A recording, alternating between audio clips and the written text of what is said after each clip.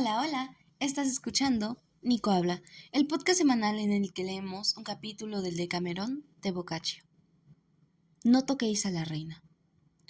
Un palafrenero se acuesta con una mujer del rey Agilulfo, el cual, al darse cuenta, lo descubre y le corta el pelo. Este corta el pelo a su vez a todos sus compañeros y escapa del peligro que le amenazaba. La narración de Filóstrato había hecho enrojecer tanto como reír a las damas. Una vez terminada, la reina quiso que Pampinea contase su historia. La joven, con una sonrisa, tomó la palabra en los términos que siguen. Hay hombres tan imprudentes que quieren penetrar en las cosas que no debieran conocer y que, queriendo enmendar las faltas que otros han cometido desconsideradamente, no hacen sino acrecer su vergüenza y su deshonor, por más que crean que lo disminuyen. Esta es una verdad que os voy a demostrar al contaros la astucia de un hombre que, pese a ser de condición más baja que Maceto, no era por eso menos diestro, y que se mostró más listo que un rey que pasaba por serlo mucho. Agilulfo, rey de los lombardos, había establecido su corte en Pavia. Como sus antecesores, se había casado con Tendebuxca, viuda de Antari, que también había sido rey de los lombardos. Era ésta una mujer hermosísima, prudente y muy honrada, pero desgraciada en amores.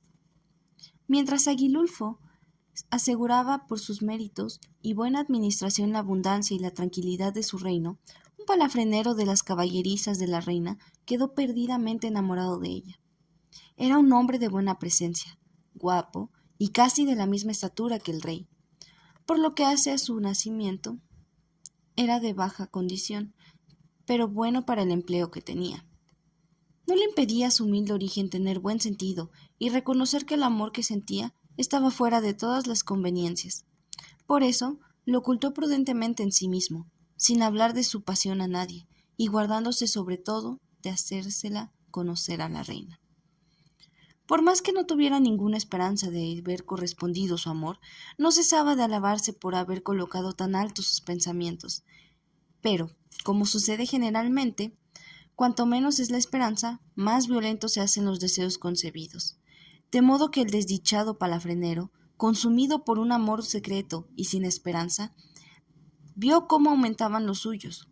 No pudiendo librarse de su loca pasión, concibió el proyecto de matarse, pero haciéndolo de tal manera que se supiera que lo hacía por amor a su soberana. Antes de llegar a tal extremo, se decidió a probar fortuna, empleando todos los medios a su alcance para llegar a satisfacer sus ardientes deseos. No trató de representar con palabras o escritos los sentimientos que aquella mujer le había inspirado, seguro de que cuanto lo hiciera en tal sentido sería en balde. Buscó otros medios y no halló ninguno mejor que introducirse en la alcoba de la reina en sustitución del rey, quien, según había observado, no se acostaba todas las noches con su esposa. Convencido de que aquello sería lo mejor, se ocultó varias noches en un salón del palacio que separaba las habitaciones del rey de las de la reina, dispuesto a saber con qué ropas y de qué manera iba éste al encuentro de su mujer. Una noche, mientras hallaba observando lo que sucedía, vio salir al rey de su cuarto envuelto en un amplio ropón, llevando una luz en mano y en la otra una varita, y dirigirse a la alcoba de la reina. Cuando llegó frente a ella, escuchó como, sin decir palabra, daba 1 o 2 golpes en la puerta con la varita, después de lo cual ésta se abría, y él entregaba la luz que llevaba. Observó del mismo modo lo que hacía el rey al salir, enterado de lo cual se dispuso a imitarle. Con tal fin se procuró un ropón parecido al del rey, así como una vela y una varita, y luego de haberse dado un baño para que la reina no sintiera el olor a cuadra y no advirtiera la superchería, se escondió, provisto de todo aquello, en el salón donde hiciera sus observaciones. Cuando supuso que todo el mundo estaba durmiendo en el palacio y vio que había llegado el momento de poner en ejecución el proyecto que debía colmar sus deseos o llevarlo a la muerte que tanto anhelaba, hizo brotar fuego de unas piedras que iba provisto y encendió la vela. tapóse con el ropón y fue a dar 2 golpes con su varita en la puerta del cuarto de la reina. Una camarera le abrió enseguida, tomó la luz y se la llevó. Él entró sin decir nada, y quitándose el ropón, se metió en la cama donde la reina dormía con profundo sueño. Tomóla con pasión entre sus brazos y fingió hallarse algo preocupado, pues sabía que aquel trance el rey no solía hablar, y no soportaba tampoco que se le dijera nada. A favor de aquel silencio, satisfizo sus deseos por completo. Luego, temiendo que si permanecía mucho tiempo al lado de la reina el placer se cambiaría en hastío, y por más que le costara separarse de ella, se levantó, cogió su manto y su vela, y sin decir nada, volvióse a su lecho con la mayor rapidez. Apenas se había marchado cuando el rey se levantó y fue a la alcoba de su mujer, que quedó sumamente sorprendida de aquella segunda visita. Metióse el rey en la cama de su mujer, a la que saludó alegremente. La reina, sorprendida de cuanto sucedía, le dijo: «¿Qué os sucede esta noche, Sire? Hace apenas un momento que os habéis marchado de mi lado después de haber gozado más que de ordinario, y ya volvéis. Moderaos, os lo ruego, y poned atención en lo que hacéis». El rey, al oír aquellas palabras, comprendió que la reina debía haber sido engañada por alguien que se le pareciese y conociese sus costumbres. Pero como ni ella ni nadie se había dado cuenta de nada, creyó como hombre prudente que le valdría más ocultar su sorpresa. Un tonto, en su lugar, se hubiera conducido de muy distinto modo y hubiera dicho: «No he sido yo el que ha venido antes. Decidme, pues, ¿quién me ha reemplazado cerca de vos? ¿Cómo ha venido? ¿Cómo se ha podido ir?».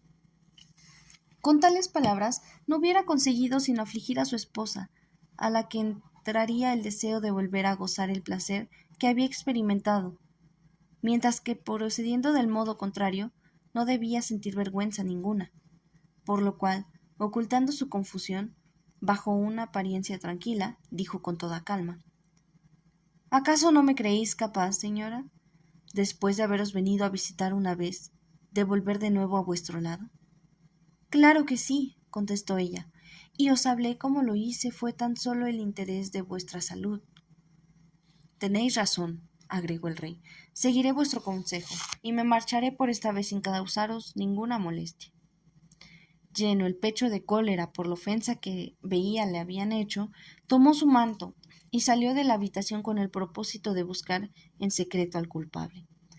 Pensó que el tal debería ser alguien del palacio, y que cualquiera que fuese no podía haber salido.